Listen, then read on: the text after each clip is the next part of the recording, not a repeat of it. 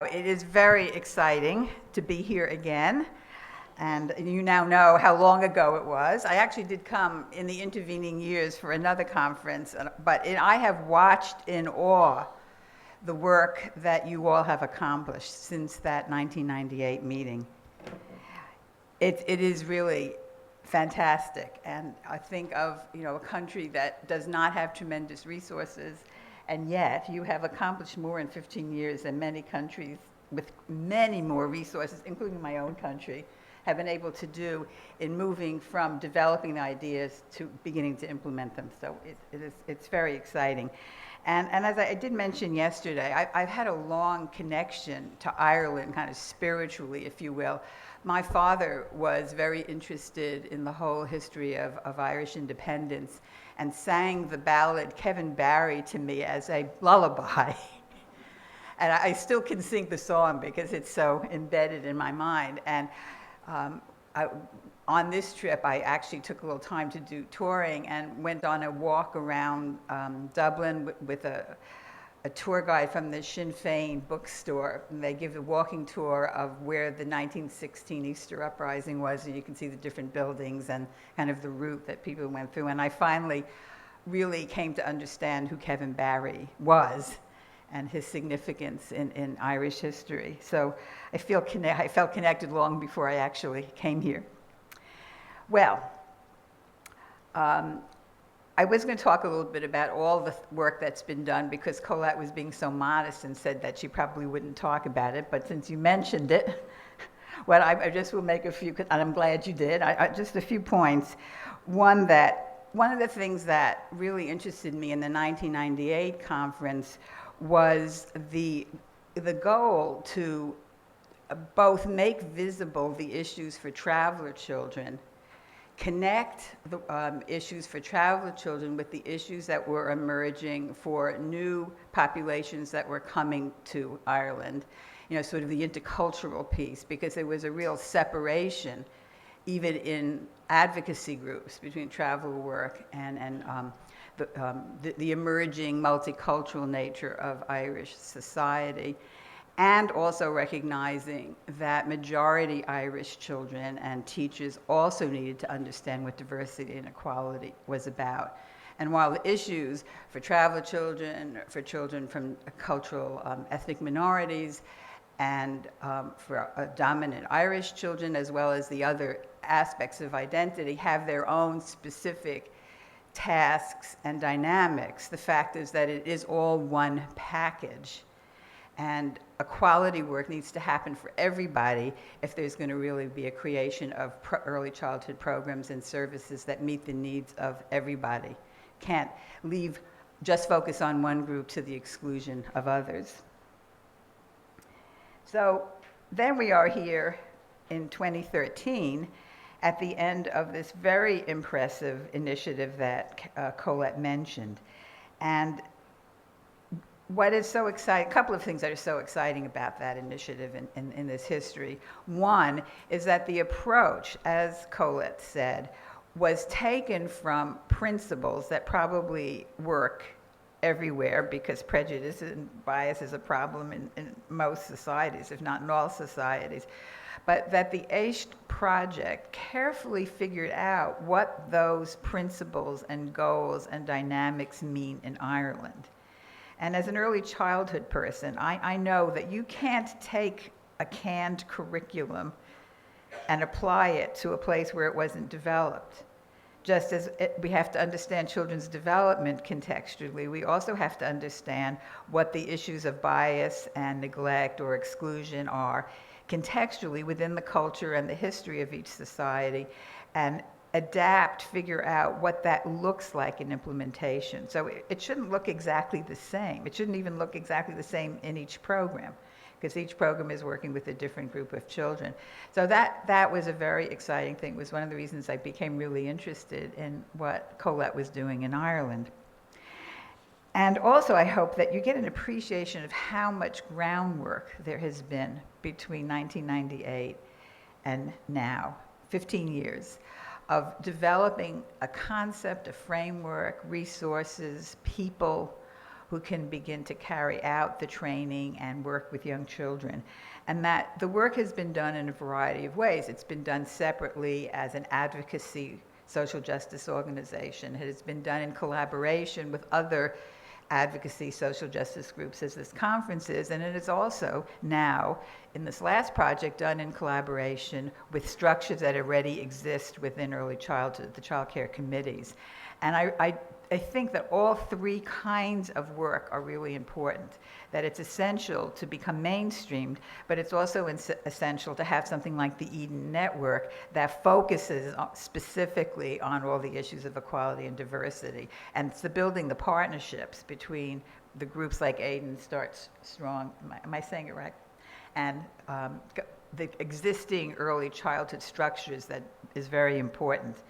I'd sort of like to call out the people. How many of you were part of the original AISH work in the early development of it? If you could just raise your hand. How many of you were in the training, the last training? A group back there. Yeah, there are more. Don't be shy. Any other groups that I'm leaving out? We're connected in the trainers. How many of you were trainers?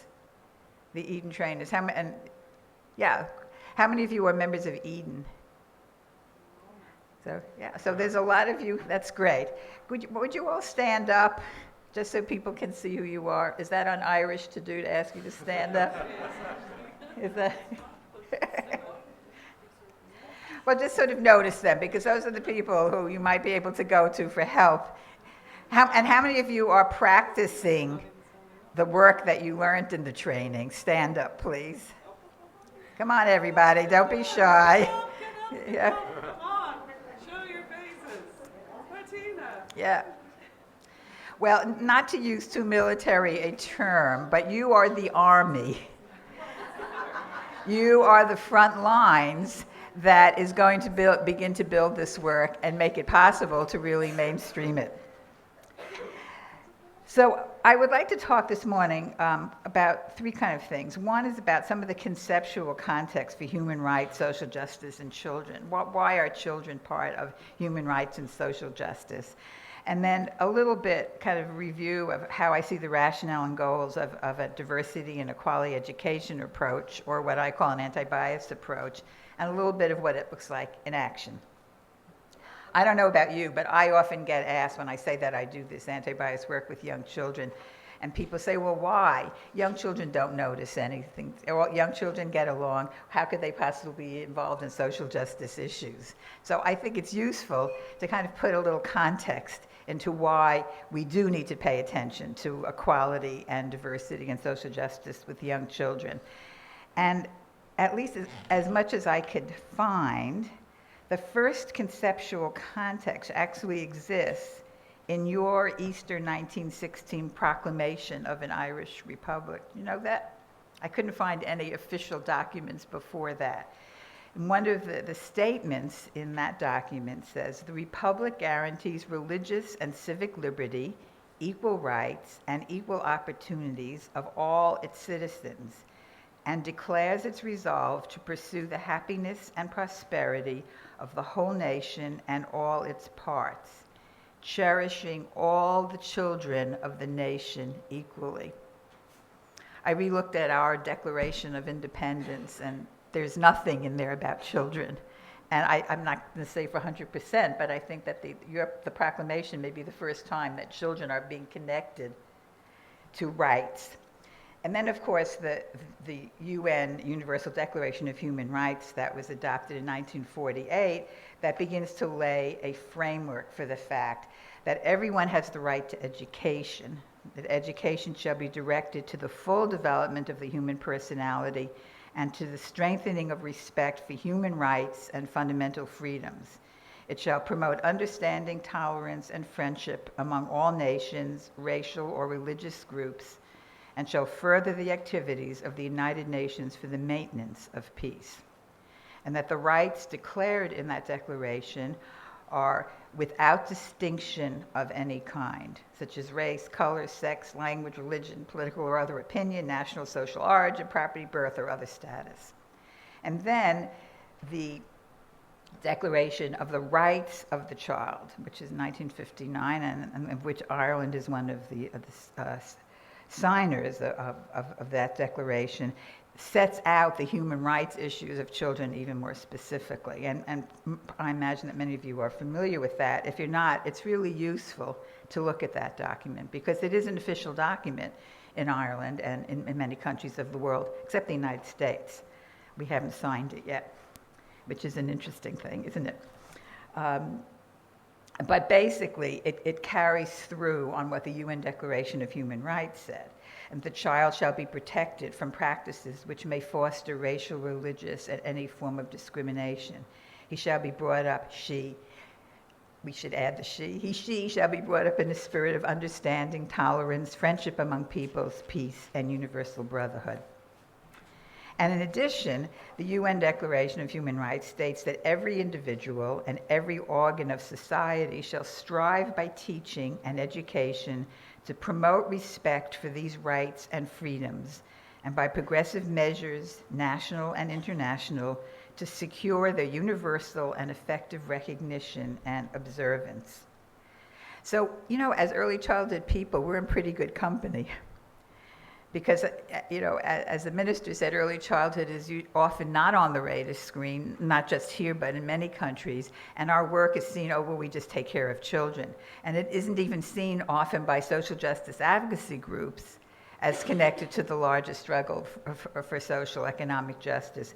But in fact, the UN Declaration of Human Rights puts it right there. And I think we should be standing up and saying that what we're doing is part of a much larger struggle to create a world in which everybody has a chance to live in a quality life. Every child and every family has the resources that they need. And as a colleague of mine, Carol Brunson-Day, wrote in the preface to the in the forward to the second edition of the Anti-Bias book, she says that anti-bias education offers the chance to make the world fairer and more humane for everybody. And it offers the chance to achieve that grand goal from a place where you have already chosen to be, in your daily work with children and families. And should you choose to fully engage in the journey, your reward will be a renewed sense of hope that by your own hand, things really can change. We have an important role to play. Early childhood is a bridge between the family and the larger society. And it is a critical step, as no other part of education is, because it is helping children move from their family and their first place of socialization into the larger world. And that is another reason why the issues of equality and diversity become so important, because we are asking children, and many children, to become socialized, in a sense, in two cultures. And it's when the dynamics of who has power in the society and which group is considered dominant and which group is groups may be considered inferior, that children first really come in contact with the larger issues of racism and sexism and heterosexism and classism in the society. I mean, in a way, it's the place where children can either begin to learn to know who they are, know who each other are, and to learn how to resist the negative messages about who they are, or it's a place where they get socialized into the negative messages. And that would be true for dominant culture children too, because in the United States, for example, preschool can be a place where white children learn that white people are visible and therefore more important, and that we only speak the language of English, and therefore that's the more important language. What we call children of color learn the message that they're not visible, they're not as important, their language is not a language of power. Many kids, for instance, who speak Spanish at home, go home and tell them they don't want to speak Spanish anymore. So the early childhood as a bridge can either begin to reflect and implement and live the rights of children as it is declared in the Declaration of the Human Rights of Children and in the diversity and equality goals, or it becomes a place that does just the opposite. So we have great power in what happens to young children, not in terms of this arena. And we know from a whole lot of research that despite what most people still in the United States think isn't so, by 2 and 3 years old, children are very interested in differences. They have lots of questions. They're very curious about it. And often they don't get any answers because adults confuse being interested in differences with prejudice. And they think that if they talk about differences, the kids will become prejudiced. So if we don't notice, for example, that somebody's in a wheelchair, then children won't become uncomfortable about people in wheelchairs. And of course, the opposite happens. A child goes up to someone in a wheelchair, they're very curious, they're kind of staring, trying to figure out what it is, and the adult yanks them away and says, oh, it's not polite to stare. It doesn't exactly give a positive message, even though the intent may be to give a positive message. So kids are okay. And then what happens, we also know that by 3 and 4, children are picking up, absorbing the socially prevailing attitudes towards a different group in societies. It doesn't just come from the family, not fair to just blame the family, because socially prevailing negative attitudes about of the different groups in society, or socially prevailing positive messages about groups in society are everywhere. If you think about this from a young child's perspective, it's in T-shirts, on lunch boxes, on television, in the ads and in the programs. It's in things that people say and they don't mean to say it, or that the kids have long ears and they hear what's going on. It may be in a parent's clutching a child a little closer if they pass someone from a group that they are afraid of. So we have to kind of get into the mindset of a 2, 3, 4-year-old and realize how much they are being socialized into the biases in our society, even when people don't consciously intend to do that.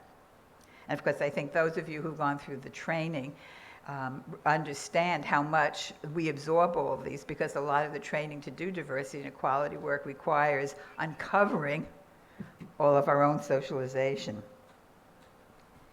And we know, as National Association of Education of Young Children says, that the process of identity and attitude development requires viewing each child within the sociocultural context of that child's family, educational setting, and community, as well as within the broader society.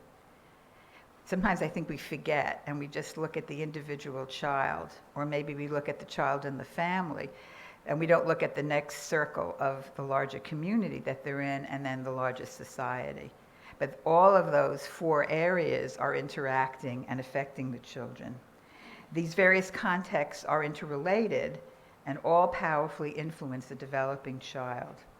For example, even a child in a loving, supportive family within a strong, healthy community is affected by the biases of the larger society, and may show some effects of its negative stereotyping and discrimination. And I want to emphasize this. Even children in loving families, even in children in families that are trying to oppose the various forms of discrimination, are picking up negative attitudes. I think I mentioned it yesterday with when my son, who's now 43, he's getting up there, but when he was about 5, we went camping in California, and the family next to us was the Chumash Native American family. And you know how you do at camping sites, you get together over the campfire and you sort of talk about each other. And they were wearing jeans like we were wearing jeans, and we started to talk about who we are and our backgrounds, and they talked about that they were Indians. And my son looks at them and he says, well, then where are your feathers? And my husband and I said, who's that child? How did he wander into the... But important to understand that. And, and so to get away from the blame game, or they get it from their family, or they get it from school, or they get it from the peers, we get it from everywhere. And it's sort of understanding that part of the work is to understand what kids are thinking and what their curiosity is and what their misinformation is and what their stereotype is and what their discomforts are, and help them work them through. So that, in fact, it's sort of like a preventative program. We could think of what we do in early childhood. And so the 4 goals for anti-bias work that were adopted by the EDeNn project from the anti-bias goals, probably many of you know these too, is to support children's identity and their sense of belonging.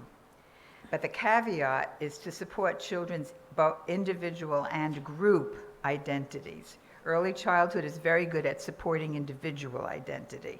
You know, I'm Louise, and you're the minister, and you're Colette.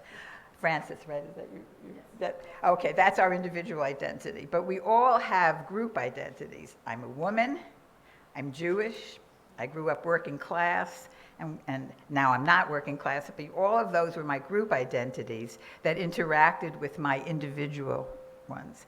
And so people's racial identity, ethnic identity, religious identity, those are group identities because they're shared by many people. And discrimination targets the group identity. It doesn't target the individual identity. Someone may not like me because I'm Jewish, because I'm Louise. They don't like me because I'm Jewish. Who I am as Louise is irrelevant. And then that's why we have to introduce into the concept of self-identity that we know so well in early childhood, this idea of group identity. And a lot of what equality work does is to help kids feel, understand, feel proud of that group identity. A lot of the work with adults is about that too. Sometimes it's like reclaiming your identity, an identity that may have been battered by the prejudice in the society, and to sort of reclaim it and feel really good about it. The second goal is to foster children's empathy and support them to be comfortable with difference. Empathy is key here. It's not about learning, that Mexican people eat tortillas and Indians eat fry bread, which actually they don't all do that. It is about learning to feel comfortable and to feel empathetic, to understand that while how we live is different, we are all human beings with feelings of pain and happiness and so on. It's that connection of we're the same and different at the same time. The third goal is to encourage each child to critically think about diversity and bias. And that's really was new for early childhood. Basis is if children are being affected by the biases in society by 3 and 4, if they're expressing them, if they're acting on them, they're developmentally able to start thinking critically about them. Essentially, what's true, not true, what's fair, what's not fair. And 3 and 4-year-olds are good about fair, right? They do have a beginning understanding of fairness. We have to extend it to also look at what fairness is to other people. And the last is to empower children to stand up for themselves and others in difficult situations. And this has to do with if you see something is unfair, you do something about it. You do it by yourself, you go call your friend, you call your teacher. We don't have to allow unfairness to exist. And actually this last goal is really a lot like the anti-bullying work. Though I don't know here, but in the United States, anti-bullying work is treated as if it's completely separate from anti-bias work, like it doesn't have anything to do with diversity, and of course it has everything to do with that. But it's all part of that idea that children can be empowered to learn how to resist either biases against themselves or others. So, what does it look like in action? How am I doing time-wise here? Okay. First of all, as Colette said, the anti-bias goals, or diversity and equality goals, are for everyone. One of the biggest questions I have, the most often asked question has been, what do I do if all the kids in my classroom are white? And sort of the assumption that if you just have dominant cultured children in your classroom, you don't need to do anti-bias work, because anti-bias work is just about everybody else. But it's not true, because white children in our society learn the biases too. And they also may learn that they're better than other people.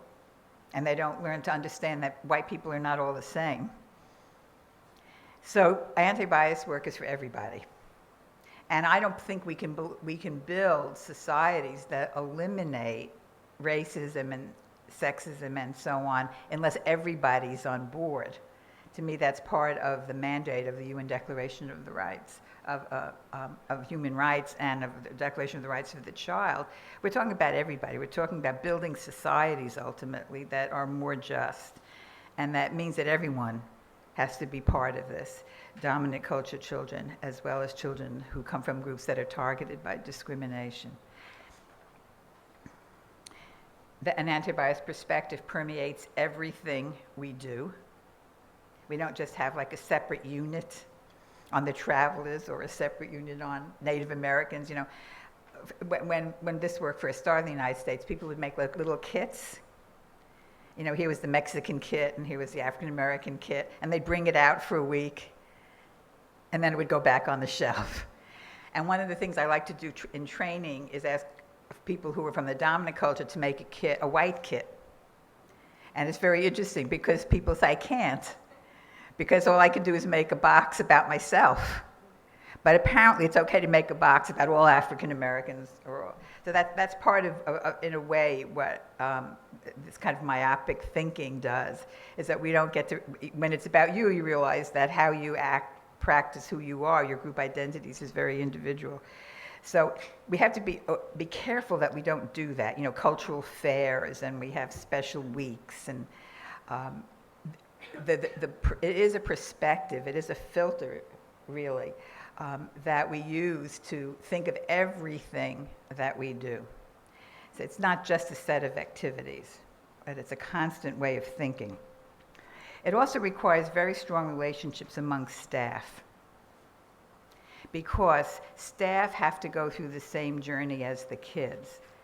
The goals for adult change are very similar in terms of understanding your identity, understanding the impact of prejudice and discrimination and in many different areas of identity on you, becoming critical thinkers, being able to assess what you do in your program, the structures in your program, the policies in your program, and so on, and being able to make change. And to do that together means you have to feel safe enough and in enough collaboration with each other as staff that you can talk about hard things and you can do the hard work of change. If people are backbiting each other and talking behind each other's backs and don't know each other as people, it's very hard to implement an anti-bias approach. And that's particularly a task for the managers, to create a culture in where people are really a learning community and learning how to adapt, change their work in terms of diversity and equality perspectives in relationship to the specific things they do every day, which means you're going to have to face making mistakes, and maybe you have to get rid of that little box of pictures that you had about people that turn out to be all stereotypic and so on. And it also requires very strong relationships between staff and families, because the families have to be partners in the teachers and the staff's understanding of the children's context. We cannot individualize and develop curriculum that reflects the lives of the real children in our programs unless we know what those real lives are. And the people who know those real lives are the families. Books don't help us with that. And that means we have to create an environment that's very welcoming to all people. And it means that teachers have to feel comfortable talking to parents and asking questions that maybe have been considered impolite to ask before. You know, it's sort of like if they don't notice the wheelchair, then it'll be okay. Well, if I don't ask them about their culture, then they'll think I'm not prejudiced. And if I ask about it, they think I will. But it's just the opposite. You can't learn about someone else's world unless you ask about it. So this requires some new structures, I think, in early childhood programs, where there are democratic structures, where the manager and the teacher assistants create a collaboration, a learning community, and has great significance for how people are being trained, and whether it is more than just lip service about relationships with families. Because there's some new tasks there, that new skills that teachers need to have to be able to communicate effectively with parents and to engage in discussions about their beliefs about child rearing and their goals for their children, and to engage when there's a conflict between how the school does something and how the family does it, and knowing how to work together in a way that creates what some people call a third space. So you create some new ways of acting that are not how you've acted and aren't necessarily how it's not exactly like the family does it, and it's not exactly like you do it. So those are critical skills. It also means that managers and administrators, as well as teachers, need to go through the process of change. And I guess I would add, I know that mentoring is becoming an issue in Ireland to anyone who works with early childhood people, no matter how high up the hierarchical scale they are, in the organizational table they are, need to engage in the kind of transformation that diversity, equality education requires. And I've been talking to some of the people who were in the training that was just completed, and they talk about it as a transformation, that my life was changed. But it takes a long time. It took a year. It took meeting together. It took coaching. It is a process. And I think we sometimes, and speaking as a college person, we think, well, if we've achieved teaching in college, or if we've achieved directing an agency or something, we don't need to do all this. But we do. And there's a disconnect when teachers get trained in a diversity and equality approach, and then they go into programs and the managers don't know anything about it. Or even if the managers do it, but then the person, people on the child care committee don't know anything about it. Or you have an assessor come in who doesn't know anything about it and assesses you incorrectly. So there has to be a systemic way of addressing training and professional development on diversity and equality across the board. Otherwise, you start getting into contradictions and difficulties, and things sort of die as a result. And I remember that it was a classic example of that was I visited the Anne Frank house in Netherlands, in Amsterdam, and there's an Anne Frank Institute that was getting very involved in diversity work. And they got a whole lot of money, and they made these absolutely gorgeous photograph stories. And so there was like a little pack for all the different ethnic minority groups in the Netherlands, and they were just absolutely beautiful.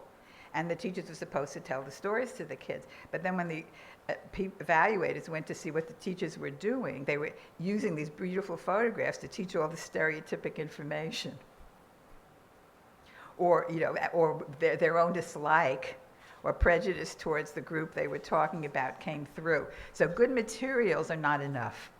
They're important, but if they're in the wrong hands, if people using them don't know what they're doing, then it doesn't work. And it's a big job to think about re-educating, engaging everybody in a transformation. And it isn't going to happen all at once. It has to sort of happen step by step. But if the goal is that everybody who is now in early childhood sector, regardless of their role, and everybody who goes through training begins to get a diversity and equality perspective in maybe 20 years or so, you think it'll be working. But that's okay, we have time. These issues aren't going away. That's one thing. So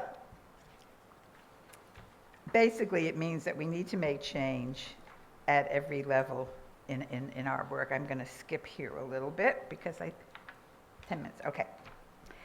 So what I wanted, I was going to talk some about what this means in terms of preparing teachers, and there is the program that Colette and the other EDeNN people and the child care committees developed really has all, I think, of the pieces and the elements that a very good training program, whether it's a pre-service program or a professional development program, have in it.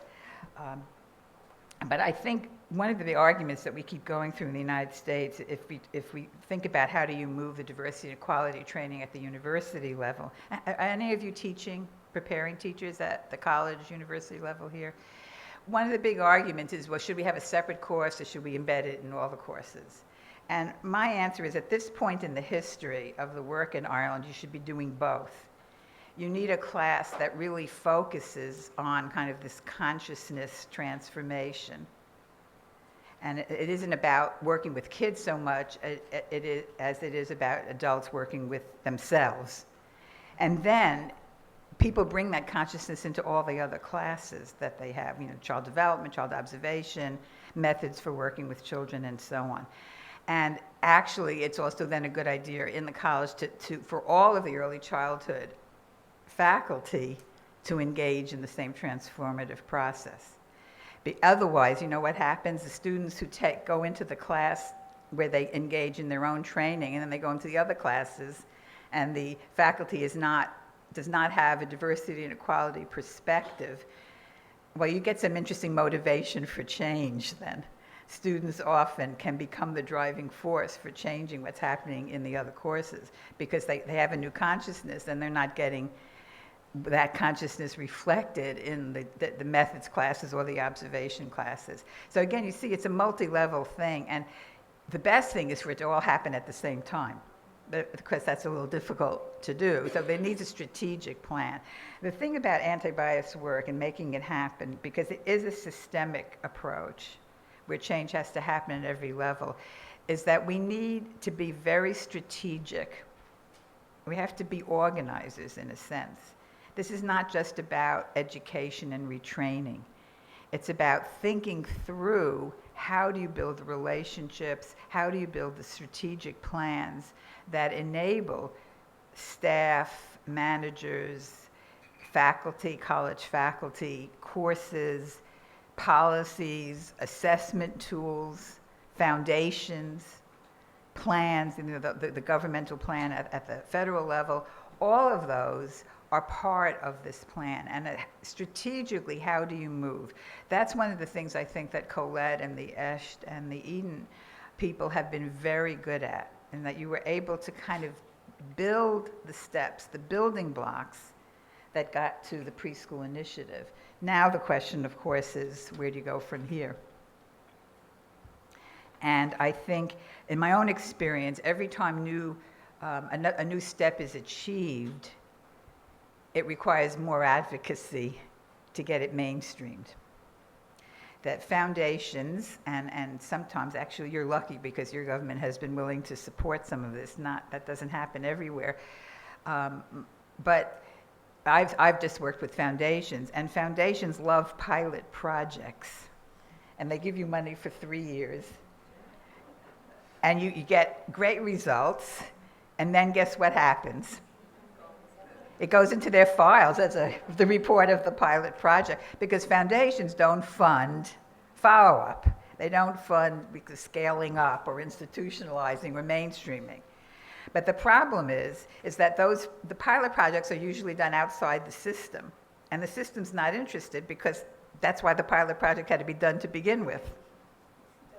So the issue of that, and that could even happen here, even though the government supported the preschool initiative, and now you've done it and you've got this great evaluation results. But in order to mainstream it, to scale it up, it has to be a whole new strategic plan, a whole new plan of advocacy.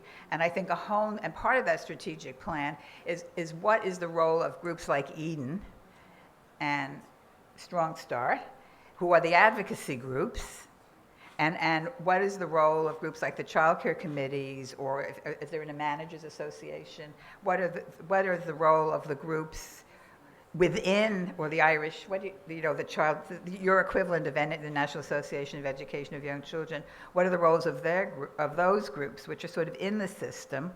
What's the relationship between the advocacies and the groups that are in the system? And then what's the relationship of the advocacy groups, in the profession, organ groups, and government groups. And that's part of the strategic plan of how that's going to all work in order to make this an issue of systemic change, which would also include evaluating what we do. I know early childhood people don't like to evaluate because it's hard to evaluate 3- and 4-year-olds.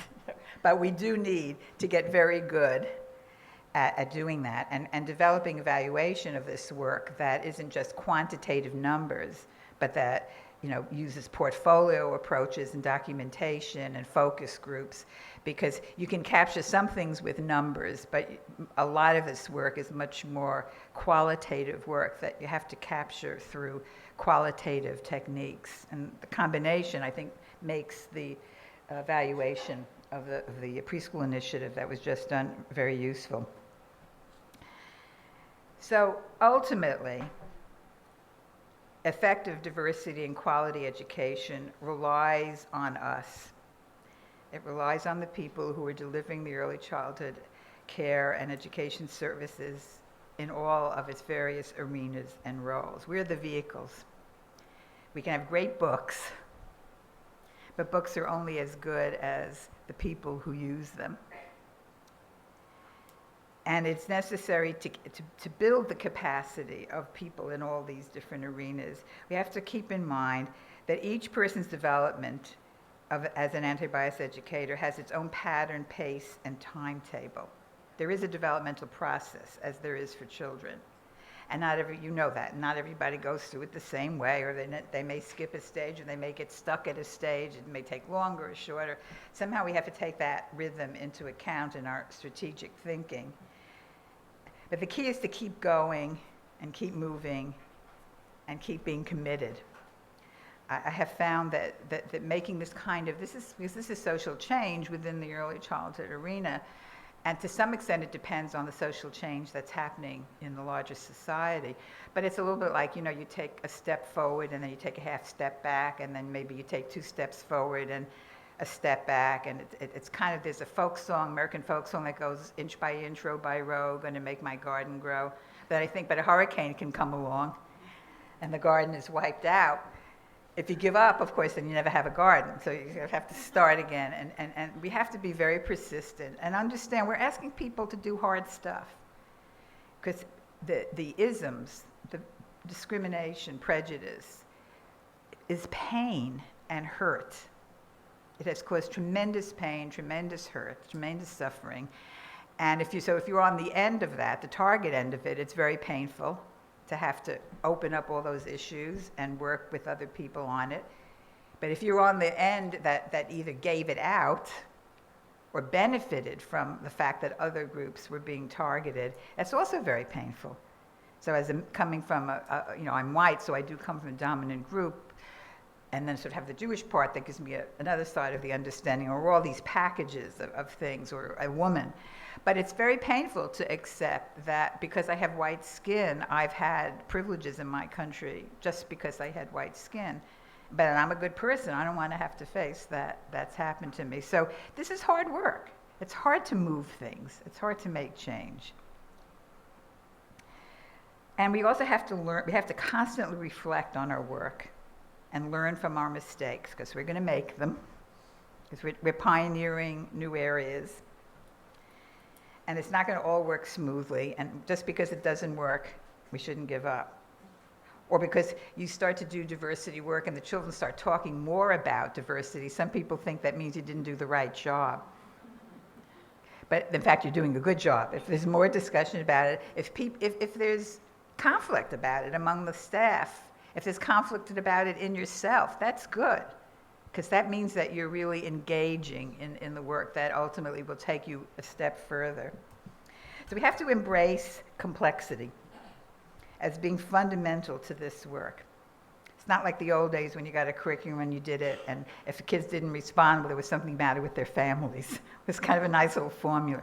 Now it's really a complex work that we have to really be reflective about with our colleagues, with families, and with the resources. And that's kind of the last piece, is that there has to be resources to do this work, because this work takes time. It needs time for teachers to be able to plan together.